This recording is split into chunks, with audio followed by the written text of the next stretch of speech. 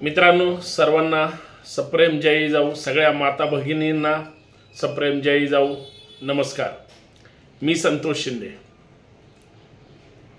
महाराष्ट्रामध्ये तमाम महिलांसाठी महाराष्ट्र सरकारने मुख्यमंत्री लाडकी बहीण योजना काढली आणि तमाम महिलांचा मग वेगवेगळे कागदपत्र गोळा करण्यासाठी, अर्ज भरण्यासाठी किंवा तहसील कार्यालय असेल किंवा महाई सेवा केंद्र असेल या ठिकाणी आपोआप पाय वळले. गर्दी भरपूर झाली. कारण प्रत्येक महिला भगिनीला वाटतं की ते 1500 रुपये माझ्या सुद्धा खात्यामध्ये आले पाहिजेत, मला सुद्धा मिळाले पाहिजेत. परंतु शासनाने काही निकष त्या ठिकाणी घालून दिलेले आहेत. ते निकष पाळणं गरजेचं आहे. जे काही विहित नमुन्यामध्ये अंगणवाडी सेविका किंवा मग तहसील कार्यालय या ठिकाणी जे अर्ज सबमिट करायचे आहेत, अर्थात अर्ज दाखल करायचे आहेत, त्याच्यामध्ये महाराष्ट्राच्या कानाकोपऱ्यातून काही लोक महिलांना फसवून किंवा त्या कुटुंबाला फसवून काही पैसे त्या ठिकाणी घेत आहेत. सर्वप्रथम मी संपूर्ण कागदपत्रांची आणि जो काही शासनाने अध्यादेश अर्थात GR काढलेला आहे त्या संबंधी संपूर्ण माहिती देणार आहे. पूर्वी जे किचकट नियम होते त्याच्यामध्ये सुद्धा अजून GR मध्ये बदल करून अधिवेशनामध्ये काही प्रश्न विचारले मी स्वतः बऱ्याच मुद्द्यांवर ऑब्जेक्शन आपण घेतलेलं होतं आणि सरकारने अजून सुरळीत त्या ठिकाणी करण्याचा प्रयत्न केलेला आहे. मुख्यमंत्री माझी लाडकी बहीण योजना आणि त्यासाठी लागणारे कागदपत्र यासाठी जर कोणी पैसे मागत असेल तर तुम्ही शेवटी व्हिडिओ पाहाच. त्याच्यामध्ये माननीय मुख्यमंत्री महोदयांनी काय सूचना दिल्यात. जर कुणी फॉर्म घेण्यासाठी पैसे मागितले, तुम्ही भरण्यासाठी कुणाला पैसे दिले तर हा गुन्हा आहे आणि त्या पैसे घेऊन काम करणाऱ्या व्यक्तीवर 100% गुन्हा दाखल होईल आणि त्याला जेलची वारी खावी लागेल. ही महत्वाची सूचना सर्वप्रथम प्रत्येक माता भगिनींनी किंवा त्यांच्या सहकार्याने, कुटुंबातल्या सदस्यांनी जाणीवपूर्वक लक्षात घ्यावी. काय आहे माझी लाडकी बहीण योजना? तर महाराष्ट्रामधल्या ज्या काही महिला आहेत, ज्या काही मग ते विधवा असतील, त्या विवाहित असतील किंवा शेतकरी, कष्टकरी, कामगार, शेतमजूर, गृहिणी या ज्या काही महिला असतील आणि ज्यांचं उत्पन्न खरं तर जशी नॉन क्रिमिलियर साठी मर्यादा 8 लाखाच्या आतमध्ये पाहिजे तशीच तुम्हाला हे योजनेचा लाभ घेण्यासाठी 2.5 लाखाच्या आत तुमचं उत्पन्न असणं किंवा त्या आतल्याच महिलांना त्या ठिकाणी ते घेता येईल. बऱ्याच गोष्टी याच्यामध्ये प्रामुख्याने मांडण्याचा प्रयत्न किंवा सुटसुटीत करण्याचा प्रयत्न सरकारकडून, प्रशासनाकडून करण्यात आलेला आहे. मित्रांनो, या सगळ्या मुद्द्यावर चर्चा करत असताना सर्वप्रथम मी संतोष शिंदे आपल्या सर्वांचं परत एकदा स्वागत करतो. विनंती एवढीच आहे, व्हिडिओ शेवटपर्यंत पहा, जास्तीत जास्त शेअर करा आणि सबस्क्राईब करायला विसरू नका. बेल आयकॉन प्रेस करा. माझी लाडकी बहीण योजना जी आहे, जी मुख्यमंत्र्यांनी तयार केलेली आहे, ही फक्त निवडणुकांपुरती आहे का? 1500 रुपयेच फक्त महिलांना पुरतील का? या आणि असंख्य प्रश्नावर अजूनही प्रश्नचिन्ह आहे. खरं तर 1500ची मर्यादा ही 8-8.5 हजार रुपयापर्यंत केली पाहिजे, म्हणजे महिला अजून सक्षम होतील आणि महिला कुटुंबामध्ये सुरक्षित सुद्धा राहतील. याचा अर्थ महिलांच्या हक्क अधिकारासाठी महिलांना या 1500 रुपयामधून काहीतरी मदत व्हावी म्हणून एका भावाने एका बहिणीसाठी दिलेली ही भेट आहे. पण ती 1500 रुपयापर्यंतची आहे हे सगळ्यांनी लक्षात घेतलं पाहिजे.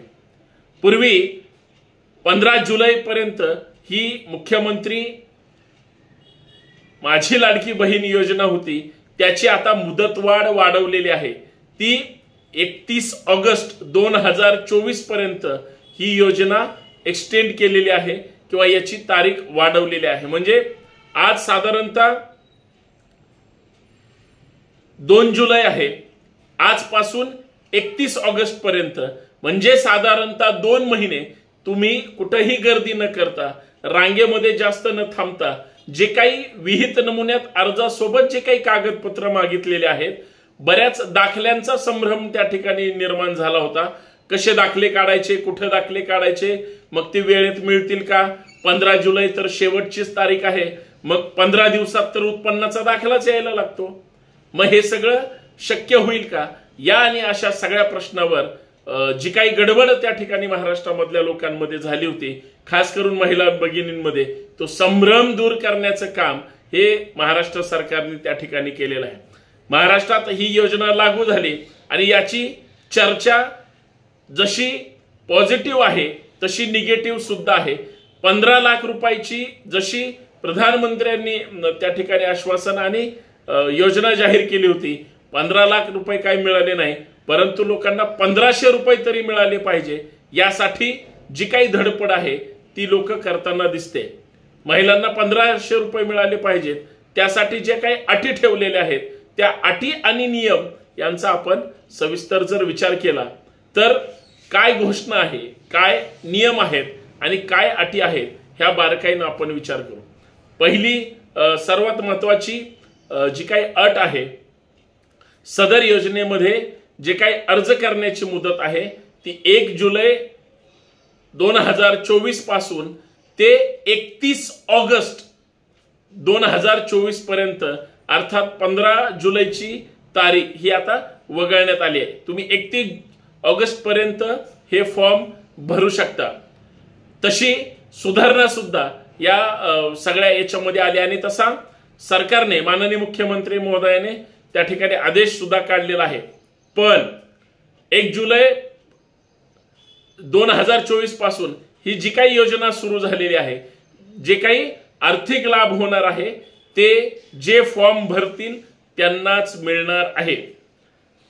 सर्वात महत्वाचा दुसरा मुद्दा, या योजनेच्या अधिवास प्रमाणपत्र डोमेसाईल तुमच्याकडे असणं बंधनकारक होतं, नमूद करण्यात आलं होतं.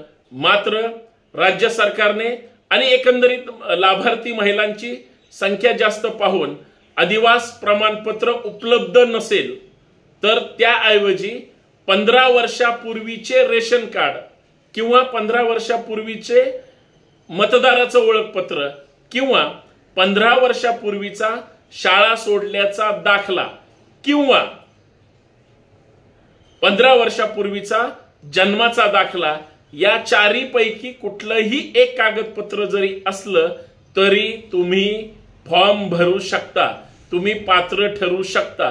तुमच्याकडे अधिवास दाखला असला पाहिजे असं बंधनकारक नाही. म्हणजे तुम्हाला रेशन कार्ड असेल, मतदानाचं ओळखपत्र असेल किंवा तुमच्या शाळेचा दाखला असेल, हे सुद्धा ग्राह्य धरलं जाईल. सगळ्यात महत्वाचं तिसरी अट जी फार महत्वाची होती की या योजनेमध्ये, मुख्यमंत्री माझी लाडकी बहीण योजनेमध्ये 5 एकर शेतीची अट होती. म्हणजे 5 एकरच्या वर जर तुमच्याकडे जमीन असेल तर तुम्हाला या योजनेचा लाभ घेता येत नव्हता. माननीय प्रशासनाने, माननीय मुख्यमंत्री महोदयांनी ही अट आता शिथिल करण्यात आलेली आहे. म्हणजे तुमच्याकडे शेत जमीन असो किंवा नसो तुम्हाला फॉर्म भरता येणार आहे. आणि सगळ्यात महत्वाचं चौथी अट म्हणजे सदर योजनेच्या जे काही महिला लाभार्थी आहेत त्यांची वयाची मर्यादा 21 ते 60 वर्ष अशी होती. तुम्हाला माहिती आहे, माझ्या तुम्ही व्हिडिओ पाहतच असाल, त्याच्यामध्ये मी स्वतः आक्षेप घेतला होता, 60 वर्षाच्या महिलांना काही किंमत नाही का? 60 वर्षाच्या महिला, त्याच्यावरच्या महिला ह्या मुख्यमंत्री महोदयांच्या बहीण असू शकत नाही का? तर त्याच्यावर राज्य सरकारने अजून त्या ठिकाणी दुरुस्ती केली आणि 60 वर्षाच्या ऐवजी 65 वर्ष मर्यादा केली. म्हणजे 21 ते 65 वर्षापर्यंतच्या महिलांना या योजनेमध्ये त्या ठिकाणी लाभ घेता येईल. सगळ्यात महत्वाचं, परराज्यामध्ये 5वा महत्वाचा मुद्दा, ज्या परराज्यामध्ये महिला जन्माला आलेल्या आहेत परंतु त्या महाराष्ट्रामध्ये राहतात, त्यांचा महाराष्ट्रात अधिवास आहे किंवा महाराष्ट्रातल्या पुरुषाबरोबर इतर राज्यातल्या महिलांनी जर विवाह केला असेल तर त्या सुद्धा या योजनेमध्ये त्या ठिकाणी लाभ घेऊ शकतात. म्हणजे महिला कुठल्याही म्हणजे महाराष्ट्राशी संबंधित असेल, कुठल्याही जातीची असू द्या, कुठल्याही धर्माची असू द्या, त्यांना ह्या अटी पूर्ण कराव्या लागतील किंवा त्यांना या कागदपत्रांची पूर्तता करावी लागेल। ह्या गोष्टी फार महत्त्वाच्या आहेत। अजून काही महत्त्वाच्या गोष्टी आहेत।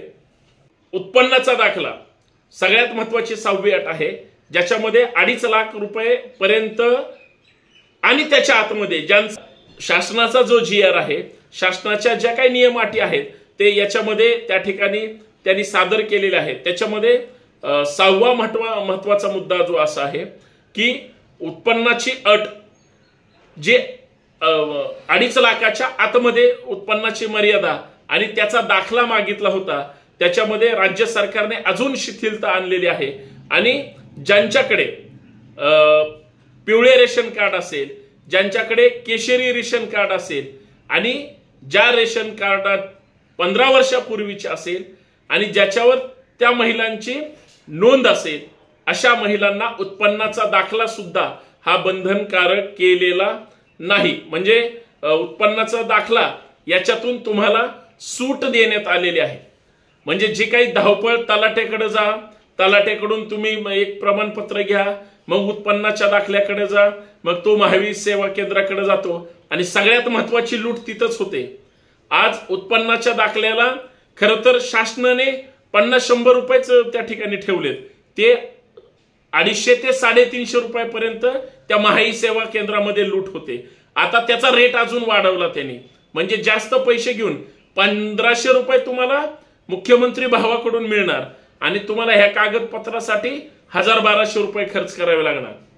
म्हणजे हा जो जे काही नुकसान सर्वसामान्य महिलांचं आहे, त्या ठिकाणी हे नुकसान भरून काढण्यासाठी या ठिकाणी प्रयत्न मुख्यमंत्र्यांनी किंवा सरकारने त्याच्यामध्ये शिथिलता आणलेली आहे।